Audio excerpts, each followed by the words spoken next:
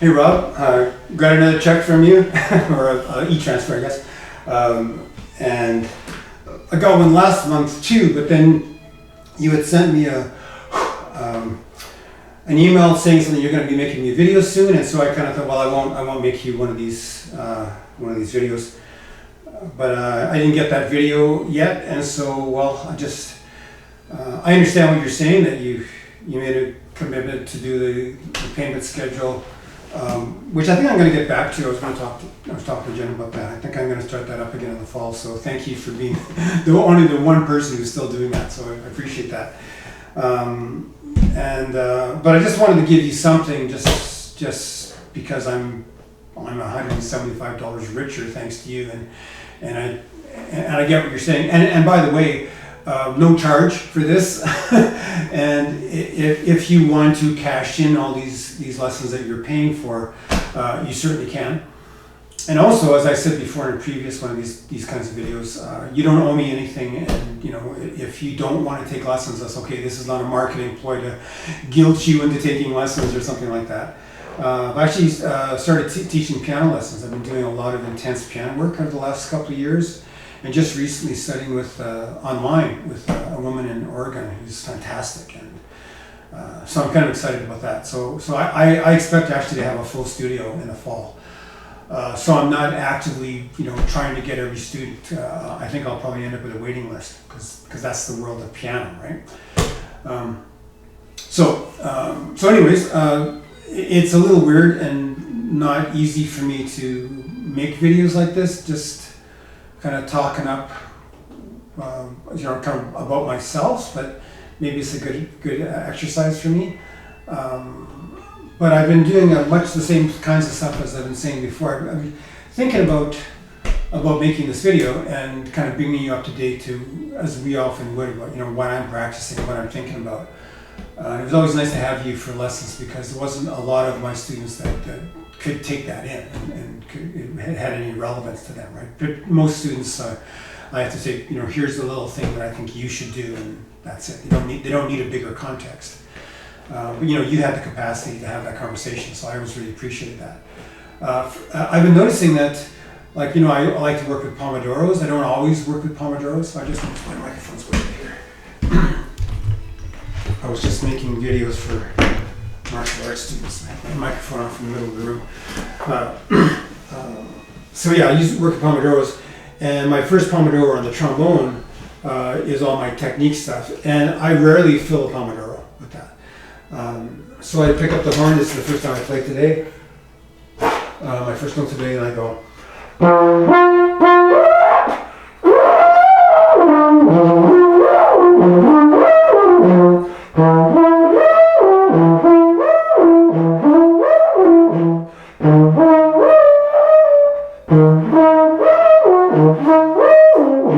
So I do that, for down. I started on an F. I go down to B flat and do that. And I might, depending on how I'm feeling, I might go from B flat.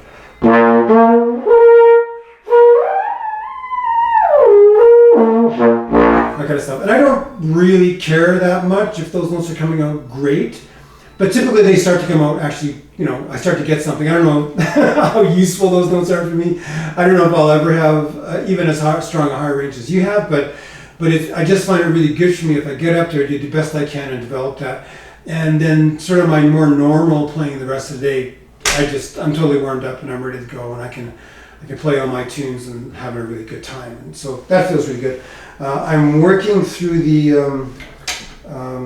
what the heck was his name? I want to say Bob McChesney, dual tonguing book, but I'm just doing what I do, which is double tonguing and triple tonguing. But I am taking note of, he's got a whole thing about if it's a descending harmonic series slur, you do a slur rather than tongue, and so it can get kind of complicated. And so I'm working with that, but I do like a page or two at a time, and I do them really slowly. And I got like a 3-tempo thing. I don't know if we ever did that. Something got developed over the last few years, like working with Arben's exercises. It's like it's supposed to go at 120, so let's do it at 60, 80, 100, 20 clicks apart. And so at 60, it's pretty slow. And so then the bar can be set really high. And what I find is typically with lots of people play everything too fast, of course. But the real problem with playing things too fast is the standard gets really low. And it seems okay if I'm missing a couple of notes or the articulations aren't consistent or something. When you go at 60 and you're going ta, ka, ta, ka, ta, ta, ta, ka, you really can't tolerate a wrong note or out of tune, or that the articulations aren't even, or the note lengths aren't matching. And then you can maintain that standard as you go up. And so that's what I would do. I decide I'm going to do a page of Arbans or 3 of them or whatever. I decide what I'm working on. And these days it's the McChesney studies. But I do 3 tempos. I don't even look at what the tempo is. I just pick 60, 80, 100 as a rule. And if 60 is not as slow as it needs to be absolutely bang on, then I'll go to like 80 to the 8th note if it's in duple time, right? Stuff like that. And then after a few days of that, and again, I only spent a few minutes doing it, but after a few days of that, it's like 60 is getting, unnecessary, and I can do the 100.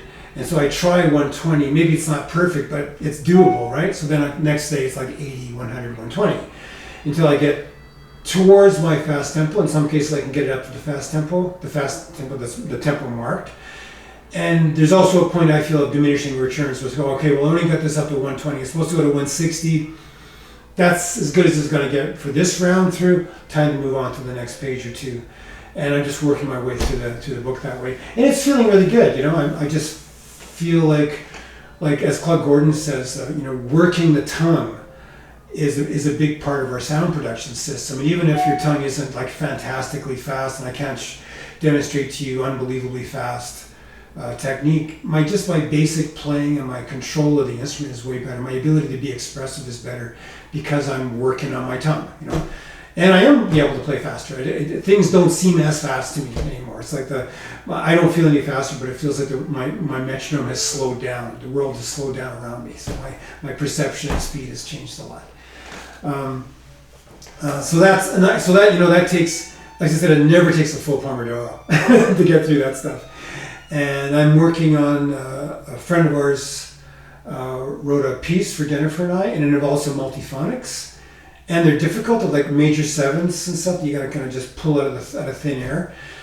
And so rather than even practice the piece, I just do a session of multiphonics where I just basically improvise and just work on, just.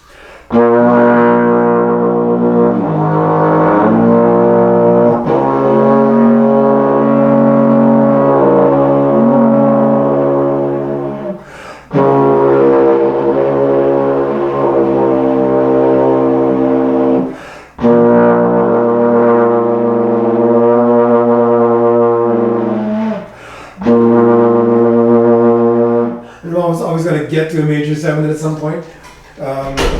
And so I just kind of improvise in a kind of a timeless kind of a way, just working with the multiphonics and trying to get some resonance there and trying to get some clarity. And eventually I'll go to the actual piece. So that's typically part of my warm-up as well. And then I've got 2 things I alternate day to day or week to week, or however my mood is. I'm working on kind of my jazz thing. And I think I told you in the last video I made for you, I worked at this whole thing about like a busking program. So if I'm going to play, I put Bye Bye Blackbird on my list. I just like that tune. And I think that's the one I demonstrated a few bars of, where I want to be able to play it like my case opened on a street somewhere. I picture being like in Rome or something. I'm in Rome, right in front of the gelato shop. You guys mind if I play a few tunes? They're like, yeah, sure. And so I play, people throw in a few coins, and then I can buy gelato for me and Jen, right? But I want them to hear the harmony. I don't want to just play a melody. So I'm playing roots, and maybe even doing more than that, creating a kind of a bass line or creating some sort of inner lines, just without making it too complicated, but just making some way of presenting the tuning and getting some kind of a nice vibe about it. And that's kind of morphed into actually putting some of these ideas down on paper and actually creating charts. Like, so what is the bass line that I'm kind of thinking of?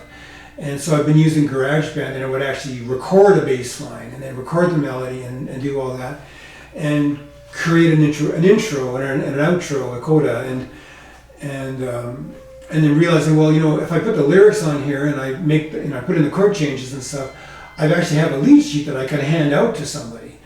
And then Jen got this great idea. She ordered these things called octave strings for her viola. She's just got this old viola. It's not a great instrument and she doesn't use it much. But she has it in her studio. And you can buy these strings that are like thicker strings that are meant to go on a viola, but they sound at the octave level of the range of a cello. So she's playing in a cello range, and which is perfect for trombone. And so she's just like holding a thing like a guitar, just kind of plucking and playing roots, and actually doing a great job playing bass lines for me. And so my whole busking program is now something we can do as a duo. But I'm still thinking in terms of as a soloist, I want to be able to do it. But thinking about a busking program, I thought, well, I need a set list. If I'm going to stand in front of a gelato shop in Rome and play tunes for 45 minutes or so, I need a list, right? And so then I started thinking, well, what would be a good opener, and then what would be a good closer, and is there a place for a ballad, and where should that go? And I can't have two blues in a row. And so I came up with and if I had to do it tomorrow, what would be the tunes I would pick? Because I can't just think, well, I really like to be able to play, giant steps, really fast. But that can't go in my first set list because I wouldn't be able to do it on short notice. And so I just picked a bunch of tunes that I picked. I got my set list on my computer in front of me here. I've got Bye Bye Blackbird as an opener, Summertime, which I really kind of did a different kind of arrangement and kind of reharmed it a little bit. Beatrice, just as it is, because it's such a great tune. Take the A Train with a kind of a little more up-tempo, a little more modern, slightly more modern arrangement. Blue Bossa, which I'm trying to do in 5. Now, I can do Blue Bossa as is if I have to. So that's kind of a lot more of a long-term progress because I cannot improvise in 5 to save my life. But I think it's a really good project. And I've come up with a kind of a part for Jen, which makes it kind of sound a little bit like a tango, like a Piazzolla tango, like a... No, sorry.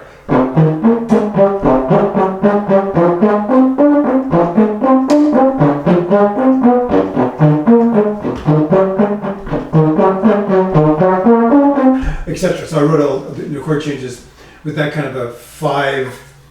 To me, it sounds kind of tango-ish. And so that's kind of the vibe that I'm going for there. And so that's something that I do, again, probably as part of my warm-up. If it's that kind of a day, I'm going to for sure get to Blue Bossa and try to... I've come up with a way to make the melody work in 5, and I need to get comfortable doing that, because Jen's totally fine doing that, playing in 5. She's fine. But then can I improvise in 5? And so the approach I'm taking is just doing it really, really slowly so I have time to keep track and say the numbers to myself and work that. But again, I can just do Blue Bossa in 4, and I feel pretty comfortable with that, mostly because I've taught it a lot. And then St. James Infirmary, just a nice minor blues. I'll Be Seeing You, which is a beautiful ballad that I like and I've looked at quite a lot over the years, and so I'm pretty comfortable with that. And then I'm Beginning to See the Light, which I just love and I think is a great ender. So those are 8 tunes. That's my first set. And I started putting together a second set. Beautiful Love, a tune called This Word's Too Short, something that I wrote based on a Margaret Atwood poem. Night in Tunisia, Body and Soul, Sunny Moon for 2, Blues for Alice. That's not a full set, and I don't like having 2 blues right next to each other, but that's the beginning of my second set. And it's how I'm conceptualizing now my own development as a jazz player and how I'm teaching. So whatever tune anybody starts with, that's on your list. That's on your set list. And so what tune would you like to do list? Here's a bunch of tunes. Oh, you like this tune? Cool. That's a good one. That's doable. It's not too hard, and you could definitely get a good start on that. So that goes on your set list. Is that going to be an opener, or is that an ender, or is it go in the middle somewhere? Where is that going to fit in? And so we're developing a set list. And once you've got a set list, then we're going to just cycle through that set list. And maybe every time we've gone through the whole set list, maybe you spend a week or 2 on each tune. But every time we've gone through it, so maybe we should add another tune for your second set, right? So that's the process that I'm envisioning. So we're always reworking the tunes we know, but not just some sort of abstract list of tunes you should know if you're a jazz player, but actually my tunes, and in an order where I could actually play those tunes in a show. And my ultimate goal, and I'm almost there with my first set at least, is to have a lead sheet that someone could say, hey, we've got an opening for you at the Arbrid Suite. We want you to head a band. And I'm like, are you nuts? Like, I'm totally the wrong person. No, you're the only person that can do it. We need somebody. Like, Audrey got sick, you have to play. And we got a great rhythm section. I'm like, okay. I'm going to print all those charts. I'm going to hand them out. And they're going to go, oh yeah, I see what you're after here. Cool, we can do this. And it's going to be really fun, And I'm going to feel as confident as I possibly could in that scenario. So that's one side. And the other side is again, working with GarageBand. And I've got a whole bunch of these like Renaissance trios and quartets, and of course some of the Bach chorales that I really care about, and even like some of the well-tempered clavier and stuff that I really care about. And I've always said this thing, I've always wanted to record them, like multi-track record with the trombones. And so I'm kind of working on that a little bit. And I think I did a Bach chorale in Dulce Jubilo with Jen, just to kind of demonstrate how a cappella could work for students. I didn't really follow up on that. I actually find GarageBand more useful and more flexible. And so that's what I'm doing. That's more or less what I'm doing. Jennifer and I are working on our house concert program. I've got a first movement done that we've already performed a number of times for a violin sonata. And I've started working on a second and third movement, which I find so exciting. I really love that. It's so great to play with her and to, write for her and stuff. It's really fun. And we're actually buying some gear. We're getting some secondhand amplification stuff. We don't want like an amplified show, but like if you like this low viola, it's almost inaudible, which has been great for me to play really soft in the trombone. But in a concert situation, she needs a pickup and she needs a little bit more sound. So we're working putting that together. So that's really rewarding and really fun. And as I said, all the piano stuff, and so I'm doing a lot of piano in that show, and so the piano thing is really getting much more enjoyable for me.